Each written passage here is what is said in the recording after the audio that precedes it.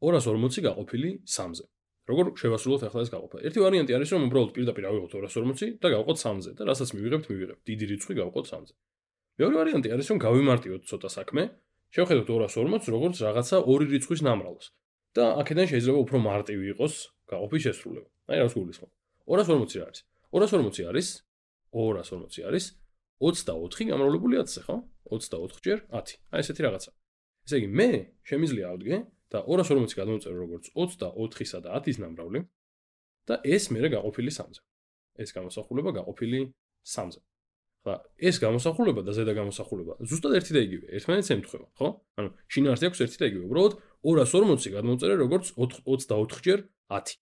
ახლა კიდევ უფრო თუ მინდა რომ გავიმარტივო საქმე, იმიტომ რომ 10-ის გაყოფა მაინც და მაინც არ მინდა 3-ზე, არ არის მაინც და მაინც კარგად გაყოფადი 3-ზე. ესეთ რამეს ვიზამ.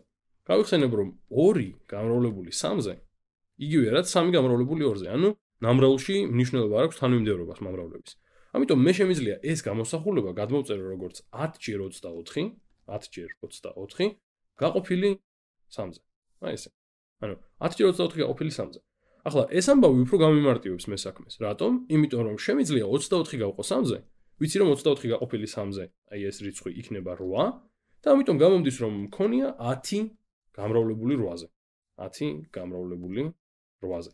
ესე იგი, გადავანაცვლე ესენი, 24 გავყავი მარტივად 3-ზე და დამრჩა 10 ჯერ 8. და 10 ჯერ 8 ვიცი რაც არის. 10 ჯერ 8 არის 80. იმიტომ რომ ეს არის 8-იანი ბოლოში 0-იანი. 8 გავამრავლე 10-ზე, ანუ მივუწერე ბოლოში 0. მეორენაირად შეგვეძლო ასე შეგვეხედა. 240 რა არის? რას ნიშნავს 240? თანრიგებით თუ შევხედავთ. 240 არის იგივე, რაც 24 ათეული, ხო? ათეული. 240 არის 24 ათეული. ახლა 24 ათეული გაყოფილი 3-ზე რა არის? 24 ათეული გაყოფილი 3-ზე. რა იქნება ეს? ეს იქნება ესე იგი 24 რაღაც გაყოფილი 3-ზე. დარჩება 8 რაღაც, ხო? 24 რაღაც გაყოფილი 3-ზე იქნება 8 რაღაც, ანუ 8 ათეული. 8 ათეული. 8 ათეული პირდაპირ უდრის 80-ს. აი ასეც შეგვეძლო მივსულიყავით პასუხამდე. მოდი კიდევ ერთი მაგალითი გავაკეთოთ მსგავსი. თქვათ გვაქვს ასეთი რიცხვი 4200 და გვინდა გავყოთ ეს 7-ზე. უნდა გავყოთ ეს 7-ზე. ახლაც მოდი ისევ ანალოგიურად მოვიქცეთ, გავიხსენოთ რომ 4200 არის იგივე რაც 4200 არის იგივე რაც 42-ის ნამრავლი 100-ზე, ხო?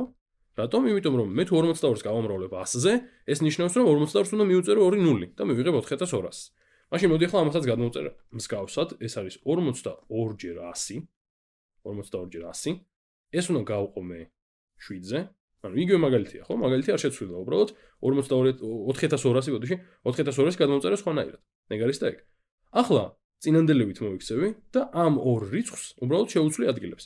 იმიტომ რომ შემიძლია, რადგან გამრავლებისას არ აქვს მომრავლების თანმიმდევრობას მნიშვნელობა.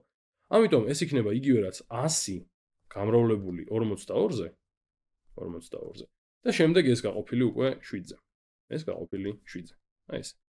კარგი ბატონო. ახლა შემიძლია შევასრულო ჯერ აი ეს გაყოფა და შემდეგ გავამრავლო 100-ზე. ეს გაყოფა რას მომცემს? ესე იგი მე მექნება 100 გამრავლებული 42-ის განაყოფი რა არის? 6. ესე იგი მე მაქვს 100 გამრავლებული 6-ზე. 100 ჯერ 6. 100 ჯერ 6 უდრის 600-ს. ანუ 6 მიწერილი 2 0.